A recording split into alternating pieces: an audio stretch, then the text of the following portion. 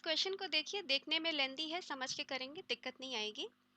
तो alpha beta gamma be real numbers such that the system of linear equation, such that ये जो system है वो consistent है, मतलब इसके पास सोल्यूशन है। ऐसा नहीं हो सकता कि इसके पास सोल्यूशन ना हो।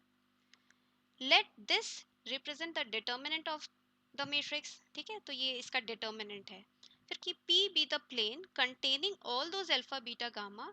फॉर कौन सा P एक प्लेन है जो और सारे अल्फा बीटा गामा को कंटेन करता है, जो कि ये सिस्टम सेटिस्फाई करते हैं। वो सारे अल्फा बीटा गामा इस प्लेन पे हैं। और d be the square of the distance of this point। अब एक पॉइंट से प्लेन का डिस्टेंस तो आपको पता है कैसे निकालते हैं फॉर्मूला, तो d उसका स्क्वायर है। पूछ क्या रहा है, इस मैट्रिक्स का डिटर्मिनेंट की वैल्यू और d की वैल्यू। तो जल्दी काम पे लगते हैं। इसका डिटर्मिनेंट पूछ रहा है तो पहले हम यहीं पे डिटर्मिनेंट निकाल लेते हैं कि क्या है डिटर्मिनेंट। बहुत सिंपल सा है मैट्रिक्स, और डिटर्मिनेंट आराम से निकलेगा। 1 minus 0 minus 2 times beta minus 0 and then plus gamma and then 0 minus of -1, ये आ गया। तो सिंप्लीफाइड में alpha minus 2 beta plus gamma. अब ये अल्फा बीटा गामा में एक रिलेशन है, इसके बारे में मुझे कौन बताएगा? ये ना, इन्होंने बताया कि ये सिस्टम मेरा कंसिस्टेंट है। तो इसके पास सोल्यूशन है। सोल्यूशन निकालने के लिए आप क्या करते हो कि भाई एक का कुछ मल्टीपल लेके दूसरे से सब्सट्रैक्ट करते हैं, ऐसा करते हैं ना कि एक्स वाई जेड की वैल्यू निकल जाए। हम भी सेम काम करेंगे, इनको लिख लेते हैं, एक्स वाई जेड को छोड़ देते हैं। ठीक है, यहाँ पे लिखते हैं 1 2 3 अल्फा 4 5, करेंगे सेम काम है ना, एक का मल्टीपल दूसरे से सब्सट्रैक्ट करने का काम। ठीक है, ये गामा -1। अब ज़्यादा से ज़्यादा ज़ीरोस चाहिए हमको, है ना, तो हम क्या करते हैं, पहले यहाँ और यहाँ ज़ीरो लाने की कोशिश करते हैं। ये ज़ीरो लाने के लिए क्या करना पड़ेगा आपको? आपको करना पड़ेगा R2 में से 4R1 निकालना पड़ेगा। और यहाँ ज़ीरो लाने के लिए आपको क्या करना पड़ेगा? यहाँ ज़ीरो लाने के लिए आपको R3 में से 7R1 निकालना पड़ेगा। ठीक है, तो चलिए बताइए क्या आता है। अगर वो दोनों ऑपरेशन आपने कर लिया, पहले में तो हमने टच नहीं किया, उसको ऐसे का ऐसा लिख लेते हैं। देखिए 4 minus 4 0, 5 minus 8 minus 3, 6 minus 12 minus 6। Okay, and यहाँ बीटा माइनस 4 अल्फा। यहाँ पे बताइए तो 0 आ गया, 7 minus 7 0। अब यहाँ पे क्या आ जाएगा, 8 minus 14 minus 6। यहाँ पे 9 minus 21 minus 12। ओके, यहाँ पे क्या आ जाता है, क्या गामा -1 में से हम क्या कर रहे हैं, 7R1 निकाल रहे हैं, सो गामा -1 माइनस 7 अल्फा। ये आ गया मेरा।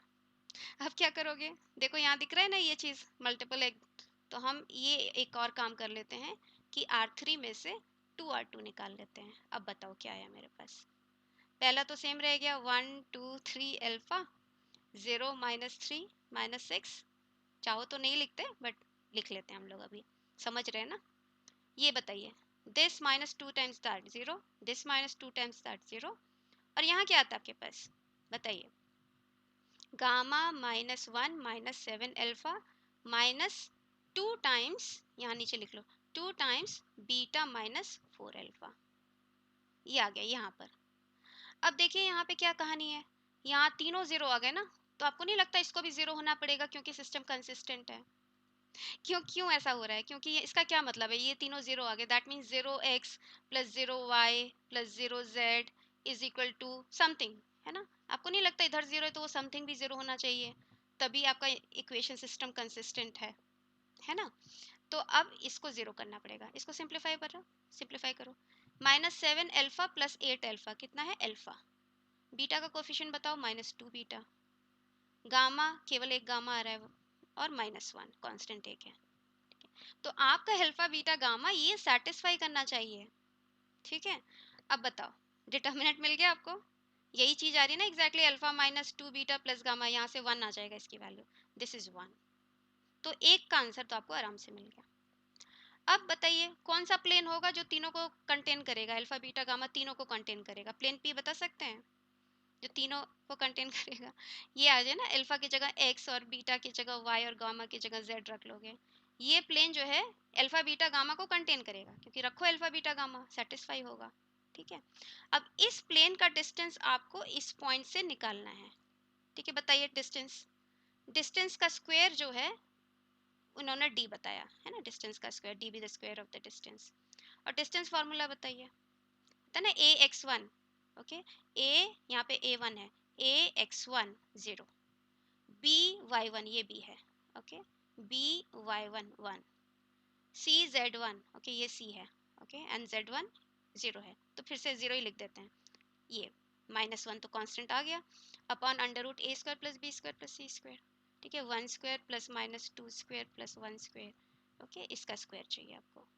बताइए क्या है आपके पास, ऊपर -3 आ रहा है ना, -3 का स्क्वायर कितना 9, नीचे 4 5 6 √6 इसका स्क्वायर 6, तो क्या आ जाता 3/2, तो d की वैल्यू आपकी 3/2 या 1.5 आ गई है। था ना सिंपल क्वेश्चन। चलिए नेक्स्ट क्वेश्चन देखते हैं।